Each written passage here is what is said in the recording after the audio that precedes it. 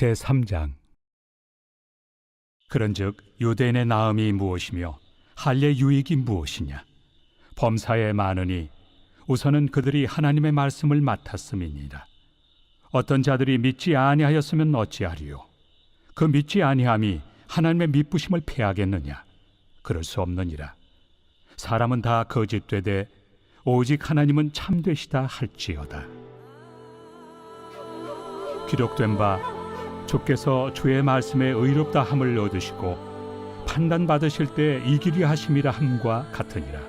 그러나 우리 불의가 하나님의 의를 드러나게 하면 무슨 말 하리요? 내가 사람의 말하는 대로 말하노니 진노를 내리시는 하나님이 불의하시냐? 결코 그렇지 아니하니라. 만일 그러하면 하나님께서 어찌 세상을 심판하시리요? 그러나 나의 거짓말로 하나님의 참되심이 더 풍성하여 그의 영광이 되었다면 어찌 내가 죄인처럼 심판을 받으리요? 또는 그러면 선을 이루기 위하여 악을 행하자 하지 않겠느냐? 어떤 이들이 이렇게 비방하여 우리가 이런 말을 한다고 하니 그들은 정죄받는 것이 마땅하니라. 그러면 어떠하냐? 우리는 나으냐? 결코 아니라. 유대인이나 헬라인이나 다 죄 아래 있다고 우리가 이미 선언하였느니라. 기록된 바 의인은 없나니 하나도 없으며 깨닫는 자도 없고 하나님을 찾는 자도 없고 다 치우쳐 함께 무익하게 되고 선을 행하는 자는 없나니 하나도 없도다. 그들의 목구멍은 열린 무덤이요 그 혀로는 속임을 일삼으며 그 입술에는 독사의 독이 있고 그 입에는 저주와 악독이 가득하고 그 발은 피 흘리는 데 빠른지라. 파멸과 고생이 그 길에 있어 평강의 길을 알지 못하였고 그들의 눈앞에 하나님을 두려워함이 없느니라 함과 같으니라. 할렐루야. 네, 이렇게 눈이 많이 오는 이런 이른 새벽에 우리 주님 전에 오신 믿음의 성도님들 환영하고 축복합니다. 네, 오늘 로마서 3장의 말씀으로 또 함께 은혜를 나누겠습니다. 이 오늘 본문은 인간은 율법으로는 의롭게 될 수 없는 죄인이다 라는 것을 사도 바울이 한 번 더 우리들에게 가르쳐 줍니다. 우리가 의롭게 될 수 있다라는 것은 오직 예수 그리스도를 믿는 믿음 안에서 의롭게 된다라는 것을 이 사도 바울은 계속해서 가르쳐 주고 있는 것이죠. 1절과 2절의 말씀에 그런즉 유대인의 나음이 무엇이냐? 할례의 유익이 무엇이냐? 범사에 많으니 우선은 그들이 하나님의 말씀을 맡았음이니라 이렇게 말씀하죠. 이 사도 바울은 할례를 받은 유대인의 유익한 점을 전부 다 말하지는 않고 오직 한 가지를 말하고 있습니다. 그것은 하나님의 말씀을 맡았다라는 것입니다. 2절의 말씀에 보면 우선은 이라는 말은 무엇보다도 중요한 것은 이라는 뜻으로 읽혀집니다. 그래서 무엇보다 중요한 것은 하나님의 말씀을 맡아 쓴 것이다 라는 것이죠. 이 유대인들은요, 이 하나님의 말씀을 맡은 자들이었습니다. 그들은 오래전부터 하나님의 율법대로 살려고 노력했고 특별한 그것이 은혜죠. 그러니 하나님의 말씀을 특별히 부여받은 민족이었다라는 겁니다. 그런데 그 말씀대로 살지 못했다라는 것이죠. 여러분, 우리도 이 하나님의 말씀을 맡은 자들입니다. 우리는 이 하나님의 말씀을 맡았고 또한 그 말씀대로 살아야 하는 것이 우리의 사명이고 우리 기독교인들의 신앙생활이라는 것을 우리가 잊지 말아야 합니다. 그러니 하나님의 말씀을 맡은 우리도 그만한 책임이 이 세상에 있다라는 것을 우리가 기억했으면 좋겠습니다. 이 3절 말씀에 어떤 자들이 믿지 아니하면 어찌하리요? 그 믿지 아니함이 하나님의 미쁘심을 패하겠느냐라고 합니다. 이 어떤 자들이란 유대인들 중에 일부를 말을 하는 겁니다. 이들이 비록 하나님을 믿지 아니하였다고 하더라도 하나님께서는 믿지 않는 일부 유대인들로 인해서 하나님의 약속을 저버리지 않는다라는 겁니다. 미쁘시다라는 것은 신실하다라는 그런 뜻입니다. 그러니까 하나님은 신실하셔서 우리가 약속을 저버리지 않는 이상은 하나님은 결코 그 약속을 저버리지 않는다라고 하는 말씀이죠. 그러면서 4절에 그럴 수 없느니라는 결코 하나님께서 약속을 패하지 않겠다라는 뜻입니다. 그런데 사람은 다 거짓되되 오직 하나님은 참되시다 할지어다. 기록된 바 주께서 주의 말씀에 의롭다함을 얻으시고 판단받으실 때에 이기려 하심과 함과 같으니라. 이 하나님의 은혜를 거부하는 사람들이 있습니다. 그런데 그 사람들이 비록 하나님의 말씀에서 떠났을지언정 하나님의 구원의 약속은 그들에게서 떠난 것이 아니다라는 것이죠. 그러니까 하나님은 언제나 비록 그들은 스스로 하나님과의 관계와 멀어지지만 하나님은 언제나 그들과 함께하고 싶고 그 약속을 절대로 변하지 않고 저버리지 않는다라는 겁니다. 그것이 바로 신실하신 하나님이다라는 것입니다. 그러면서 5절에 그러나 우리의 불의가 하나님의 의를 드러나게 하면 무슨 말을 하리요 하면서 성경에 보면 가로가 쳐 있습니다. 내가 사람의 말하는 대로 말하노니 하고 가로를 닫고 진노를 내리시는 하나님이 불의하시냐. 사실 우리가 이 성경을 이대로 읽으면 이게 좀 무슨 뜻이지? 라고 생각이 들만한 그러한 말씀입니다. 그러니까 우리의 불의가 하나님의 의를 드러나게 하면 무슨 말을 하리요? 라고 질문을 했던 것을 사도 바울이 그 질문이 아니라 그 가로 안에서 그것을 답해주고 있다는 것이죠. 유대인의 말하는 어떠한 말도 안 되는 주장이라는 겁니다. 유대인들이요 불의한 행동을 했어요. 그런데 이에 대해서 하나님께서 심판하시는 건 너무한 거 아닙니까? 우리는 율법대로 살려고 했는데 하나님께서 우리에게 진노를 한다라는 것은 너무나도 지나친 거 아닙니까? 우리는 하나님의 선택된 백성들 아닙니까? 라고 이렇게 질문을 한 겁니다. 그래서 6절에 진노를 내리시는 하나님이 불의하시냐라고 합니다. 6절에 결코 그렇지 아니하다. 만일 그러면 하나님께서 어찌 세상을 심판하시리요라고 사도 바울이 말하고 있는 것이죠.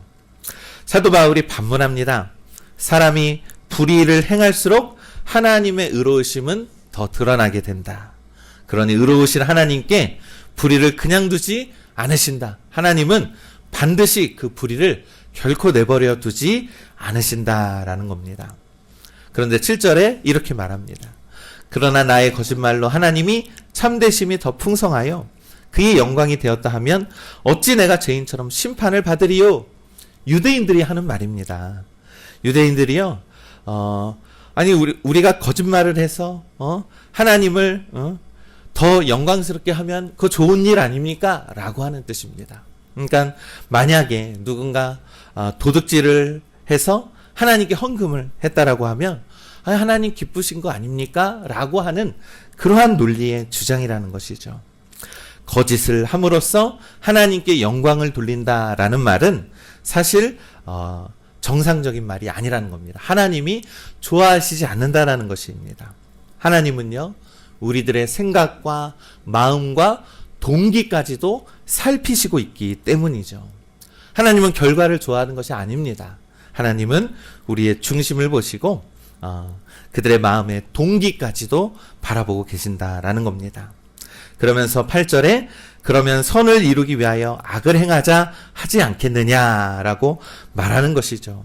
거짓으로 하나님께 영광을 돌릴 수 있다라는 것은 말도 안 되는 것이다. 하나님이 기뻐하지 않는 일이다라고 사도 바울이 가르치고 있습니다.